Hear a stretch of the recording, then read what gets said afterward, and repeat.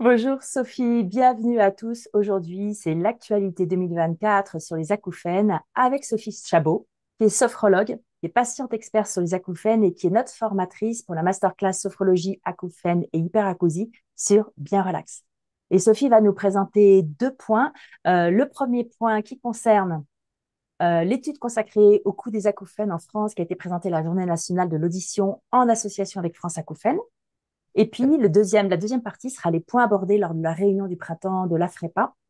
Tout ça, ça s'est déroulé dernièrement, le 12 mars et le 16 mars 2024. Donc, Sophie, premier point. Qu'as-tu appris dans cette journée nationale de l'audition 2024? Alors, bonjour à toutes et tous, ravie de vous retrouver. Je suis toujours en effet à l'affût des informations sur l'audition en général et principalement sur les acouphènes, puisque c'est la thématique qui m'est chère avec mon amie et consoeur Stéphanie Renaudin, bien sûr.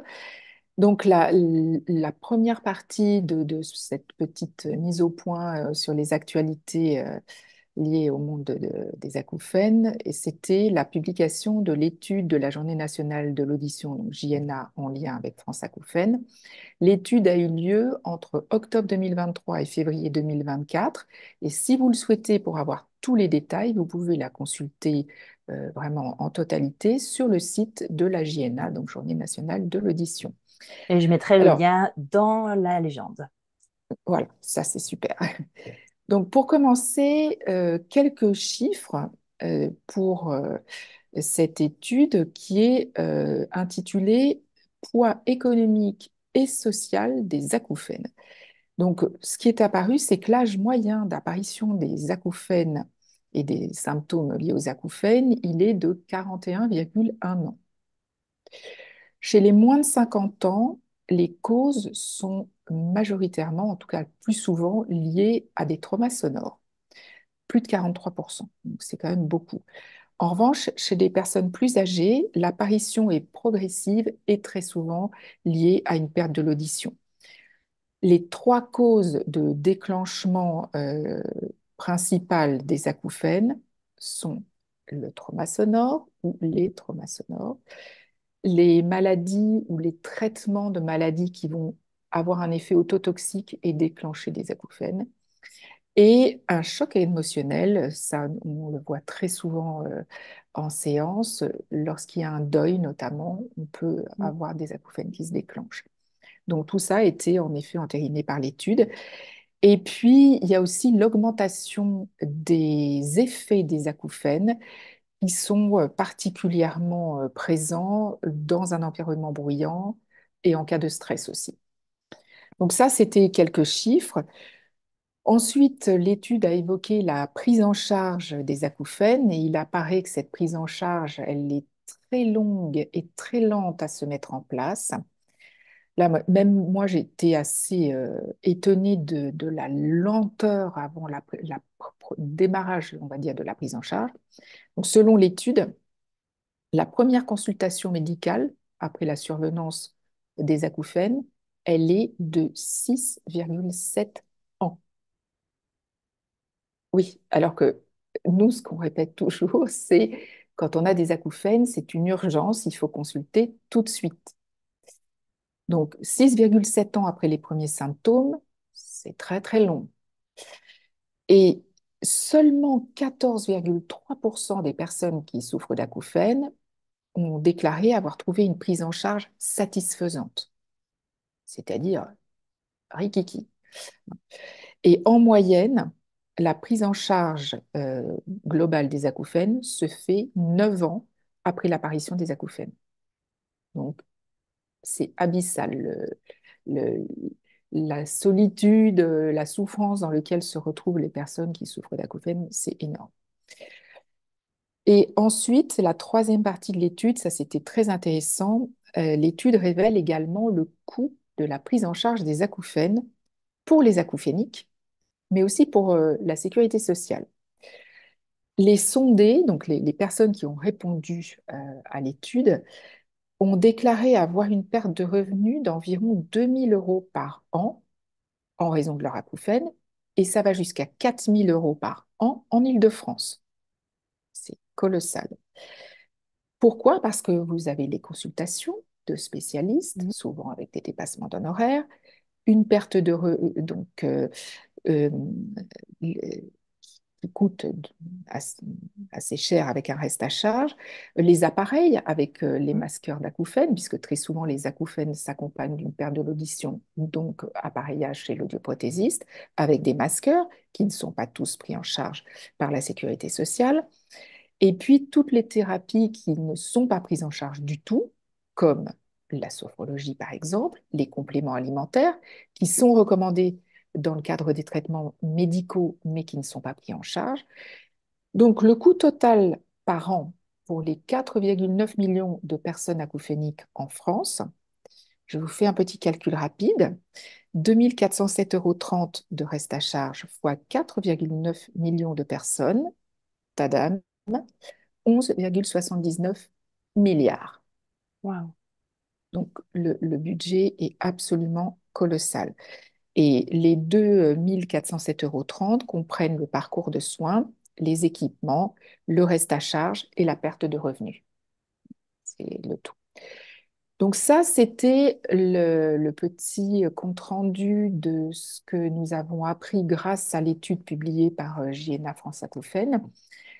Est-ce qu'éventuellement tu as une question, Clémence? Ben, c'est surtout une réflexion, ben, cet état des lieux de difficulté à poser un diagnostic, à être pris en charge, et avec aussi une évaluation de la prise en charge, voilà, qui est faible dans la satisfaction. Vu le nombre de personnes que cela correspond, il y a vraiment, voilà, comme on le dit souvent, une alerte à sonner. Euh, voilà, trop tard, trop cher, trop long. Alors, en plus, il y a peu d'acouphènes spécialisés, pardon, d'ORL spécialisés dans les acouphènes. Il y en a peu. Alors, en région parisienne, il y en a un peu. Dans certaines régions de France, il n'y en a pas du tout. Et quand bien même on trouve des correspondants pour prendre rendez-vous, Mhm. le délai d'attente est au minimum de 6 mois et ça peut aller jusqu'à un an. Or, on sait que lorsqu'on a des acouphènes, il faut consulter tout de suite. Donc, voilà, Ouais. c'est le serpent qui se mord la queue. Mhm. Ça me fait Et beaucoup penser aux troubles du sommeil, oui, qui concernent énormément la population, tout âge confondu, et il y a peu de centres de spécialistes, vraiment de médecins spécialisés très, sommeil, très peu. et la prise en charge sur les troubles, elle est pareil, lente, peu satisfaisante, euh, mais ça vaut le coup de s'y mettre et de faire de la prévention, d'information, et puis ben, Et de faire ce que nous d'accompagner, on fait, oui. d'être spécialisé acouphènes Oui, pour pour ceux savoir que de ça quoi on intéresse, parle. oui, ça concerne, on voit vraiment des millions de gens, donc il y a de quoi les accompagner. Alors, on passe à la deuxième partie pour. Exactement. Alors, Alors, la FREPA, tu dis, la journée de la alors, FREPA. c'est un Dis-nous ce que c'est sigle, cet acronyme. c'est l'Association des équipes pluridisciplinaires en acouphénologie. Mais je me trompe, Bon, moi. Voilà, donc effectivement, le sigle est AFREPA. plus facile à retenir, peut-être. Exactement. Et donc, c'est toujours très intéressant. Là, on avait la réunion de printemps. Donc, il y a eu un certain nombre de thèmes qui étaient vraiment ex- très, très ultra spécialisés et qui concernaient les audioprothésistes. Donc, ça, c'est pas mon domaine, donc je n'en parlerai pas, mais en tout cas, ça a été abordé avec des nouveautés, euh, des traitements, etc. Et ce que je voulais voir avec vous aujourd'hui, c'était 3 conférences qui ont été animées par 3 ORL différents. Alors, le premier sujet, ce sont les acouphènes subjectifs, donc les acouphènes qui n'ont pas une cause médicale qui peut être traitée, c'est l'immense majorité des acouphéniques, comme moi. Et donc, acouphènes subjectifs et réalité virtuelle. Donc ça, c'est le docteur Alain Landero, qui est à ORL à l'hôpital Georges Pompidou à Paris. Son protocole est en place déjà depuis quelques années, mais les études se poursuivent. Le matériel a été amélioré, le parcours également. Donc c'est très intéressant parce que c'est un protocole qui est court, avec des séances de réalité virtuelle où on va intégrer le son des acouphènes. Donc, très intéressant. Donc, c'est un petit aspect ludique aussi, parce que bon, c'est pas du médicament, c'est pas des soins invasifs. Les résultats obtenus sont très intéressants. Il l'a redit la semaine passée.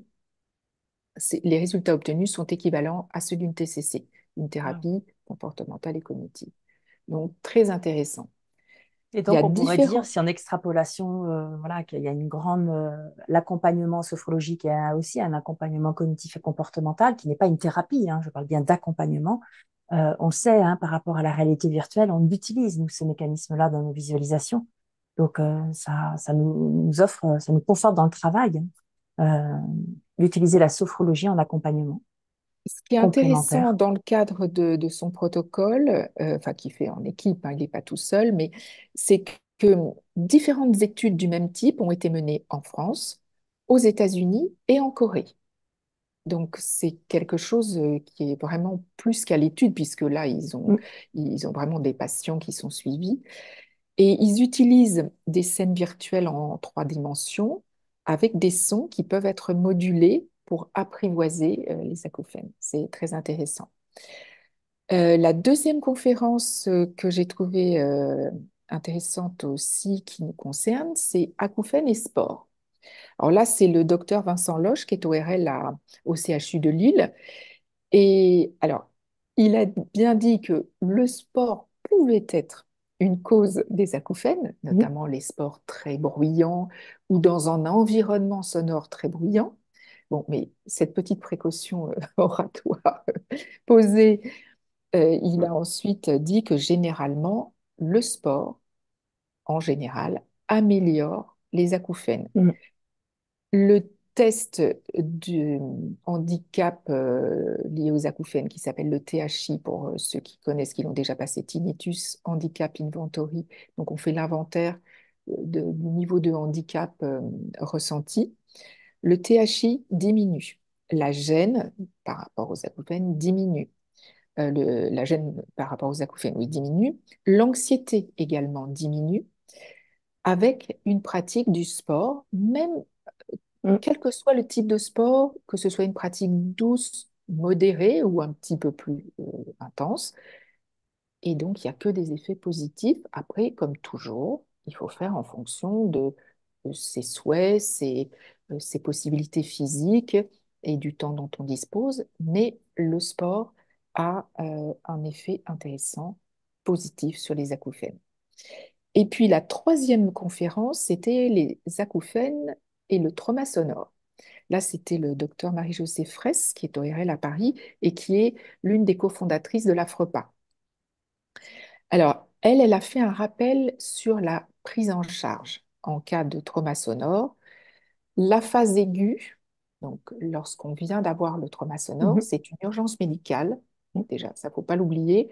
Et donc, ce qu'elle recommande en phase 1, c'est la médication, parce qu'il faut soulager. Et là, en général, ça passe par des traitements, des corticoïdes souvent, et médication.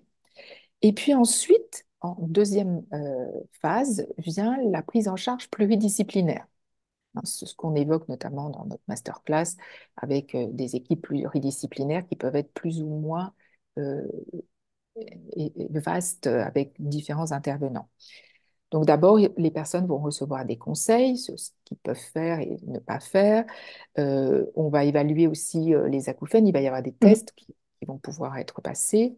Les surdité aussi est étudiée, puisque la plupart des personnes Eh, qui ont des acouphènes ont, même si elle est minime, une petite surdité. Le retentissement émotionnel, parce que ça arrive, les gens que moi je peux recevoir, ils sont pas toujours un moral au top, hein, mm, surtout au départ.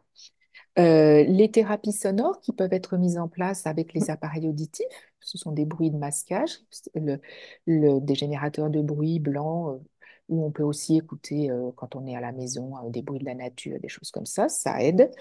Et puis les véritables TCC avec un psychologue spécialisé et la sophrologie bien sûr, qui peut être une aide, voilà, exactement, qui peut être une aide précieuse Mm, et surtout, bah, comme pour les TCC, entièrement individualisée, puisque chaque personne est unique et chaque mm. parcours est unique.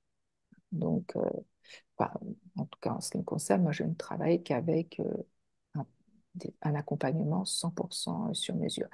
Donc voilà pour faire rapidement ce petit bilan de l'étude JNA France acouphènes et de la réunion de printemps de l'AFREPA. Comme d'habitude, c'était passionnant et toujours très intéressant parce qu'on apprend toujours des informations, notamment sur le plan médical. Et donc, je vous conseille d'aller voir sur les sites respectifs si vous voulez en savoir plus, notamment pour l'étude publiée par JNA France acouphènes.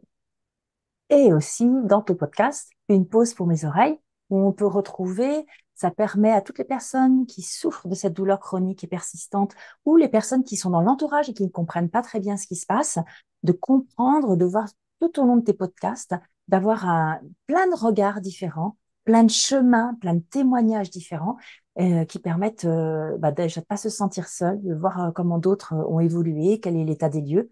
Et aujourd'hui, effectivement, cet état des lieux sur 2024, c'est une carte postale que tu nous as montré de la prise en charge des acouphènes en 2024, mais aussi toutes les possibilités pour aller mieux. Et ça, c'est ce que je vais retenir, c'est que il y a des solutions.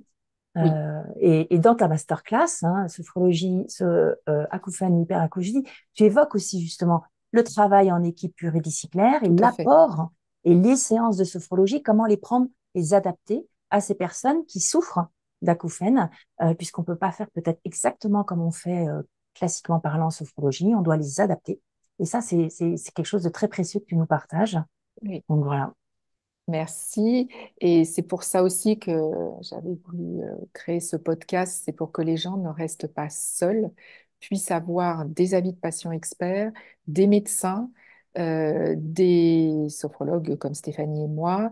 Et puis, vous avez aussi la possibilité de faire des pratiques Mm. qui sont mises en ligne sur le podcast. Ouais.